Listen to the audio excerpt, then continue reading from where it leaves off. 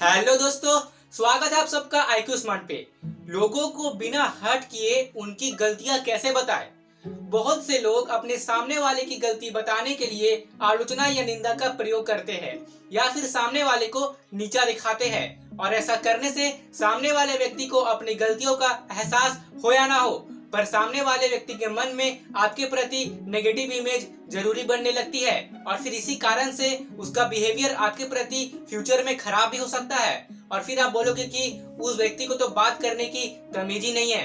पर एक कड़वी सच सुन लीजिए दोस्त, उस व्यक्ति का आपके प्रति जो भी बिहेवियर है उसके बीज आपने ही बोई है। अब ये सवाल आता है कि तो हम कैसे सामने वाले को उसकी गलतियां बताएं? तो दोस्तों, आज मैं आपको ऐसी मैजिक ट्रिक सिखाने वाला हूँ जिसे अगर आप फॉलो करते हो तो आप सामने वाले को बिना हर्ट किए उसकी गलतियां भी बता दोगे और आप उसके नजर में अट्रैक्टिव भी बन जाओगे। इसलिए वीडियो को बिना स्किप किए पूरा एंड तक जरूर देखिएगा। और दोस्तों, गलतियां बताने वाली मैजिक ट्रिक को अच्छे से समझने के लिए मैं आपको एक स्टोरी सुनाऊंगा, जिससे कि वो मैजिक ट्रिक आपके दिलो दिमाग में अच्छे से बैठ जाए। तो फिर देरी किस बात की, आइए शुरू करते हैं। एक आदमी है और उसका नाम राजू है, और राजू बहुत बड़े ऑफिस में काम करता है। एक दिन वो अपने ऑफिस में काम ही कर रहा होता है कि उस कंपनी का मैनेजर उसके सामने आता है और उससे कहता है, मिस्टर राजू, आपको बहुत बड़ी रिस्पॉन्सिबिलिटी मिलने जा रही है। आज से ठीक 2 दिनों के बाद एक बहुत बड़े कंपनी के कुछ डीलर्स हमारे साथ डील करने के लिए आने वाले हैं, और अगर ये डील पक्की हो जाती है तो हमारे कंपनी को बहुत ज्यादा प्रॉफिट होगा, और हमारी कंपनी की तरफ से हमारे प्रोडक्ट्स की प्रेजेंटेशन के लिए आपको सिलेक्ट किया गया है, इसलिए ऑल दी बेस्ट। और ये कहते ही वो मैनेजर वहां से चले जाता है। अब राजू बहुत ही टेंशन में आ जाता है, क्योंकि आज से पहले राजू ने कोई प्रेजेंटेशन नहीं दिया था। राजू को ये चिंता सताने लगती है कि अगर वो प्रेजेंटेशन के दिन अच्छे से नहीं बोल पाया तो कहीं उसकी सैलरी ना कट जाए या फिर कहीं उसकी नौकरी ना चले जाए। ये सब सोच करके राजू बहुत ज्यादा फ्रस्ट्रेट होने लगता है, और वो इसी चिंता में अपने घर जाता है, और अपने घर जाकर भी वो अपने प्रेजेंटेशन को लेकर ही चिंता करते रहता है। फिर कुछ देर के बाद वो अपने प्रेजेंटेशन के लिए स्पीच लिखने लगता है, और जब उसकी वाइफ राजू को इतना परेशानी में देखती है तो वो उससे पूछती है, क्या बात है, आज आप बहुत ही परेशान लग रहे हो। फिर राजू अपने वाइफ को कहता है, देखिए अभी आप यहाँ से चले जाइए, अभी मैं बहुत टेंशन में हूँ। पर वाइफ राजू की टेंशन बताने के लिए उसको जोर करती है, और अपने वाइफ के द्वारा जोर किए जाने पर राजू अपनी चिंता की सारी बात अपनी वाइफ को बता देता है। और राजू की बात सुनने के बाद वाइफ उससे कहती है कि आप टेंशन बिल्कुल मत लीजिए, मैं आपकी हेल्प करूंगी। मैं आपके लिए ऐसी स्पीच लिख करके दूंगी जिससे कि आपकी डील भी पक्की हो जाएगी और आपको प्रमोशन भी मिल जाएगा। अब ये सुन करके राजू को बहुत राहत मिलती है। राजू अब थोड़ी देर के लिए आराम करता है, और वाइफ अपने हस्बैंड के लिए एक बहुत ही प्रभावकारी स्पीच लिखती है। कुछ देर बाद वाइफ स्पीच लिख लेती है, और जब वो अपनी लिखी हुई स्पीच राजू को दिखाती है, तो जब राजू अपने वाइफ की लिखी हुई स्पीच को पढ़ता है तो राजू को बहुत गुस्सा आ रहा होता है, क्योंकि एक तो वो पहले से ही इतना परेशान है, और उसकी वाइफ ने स्पीच में ढेर सारी स्पेलिंग मिस्टेक की हुई होती है, और स्पीच में 70% लाइनें बिल्कुल गलत तरह से लिखी हुई होती है। लेकिन राजू स्मार्ट आदमी है, उसने ये देखा कि स्पीच में 30% बातें ऐसी लिखी है जो कि बिल्कुल परफेक्ट और सही है। राजू को अभी समझ में आ गया था कि उसकी वाइफ में ये काबिलियत है कि वो एक अति प्रभावकारी स्पीच लिख सकती है। और राजू ने अपने वाइफ को एनकरेज करने के लिए जो किया उससे आप बड़े ध्यान से सुनिएगा। राजू अपने वाइफ की ओर बड़े ध्यान से देखता है और कहता है, अरे वाह, मैंने तो आज ध्यान ही नहीं दिया, आज तुमने काफी अच्छे कपड़े पहन रखे हैं, सच में आज तुम काफी सुंदर दिख रही हो। और क्या तुम्हें पता है, तुम्हारा साथ होने से मैं बहुत ही पॉजिटिव फील करता हूँ, तुम्हारा साथ होने से मैं बहुत ही कॉन्फिडेंट फील करता हूँ।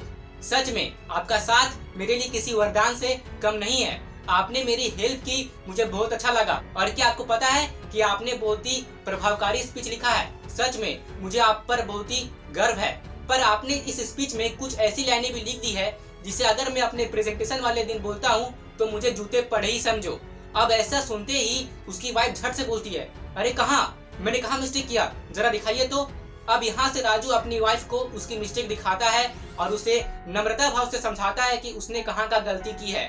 अब अपनी गलती का एहसास होने के बाद वाइफ 6 घंटे लगातार अपने हस्बैंड के स्पीच के लिए मेहनत करती है, और इस बार अब वो एक बहुत ही हाईली इफेक्टिव स्पीच अपने हस्बैंड के लिए रेडी कर देती है।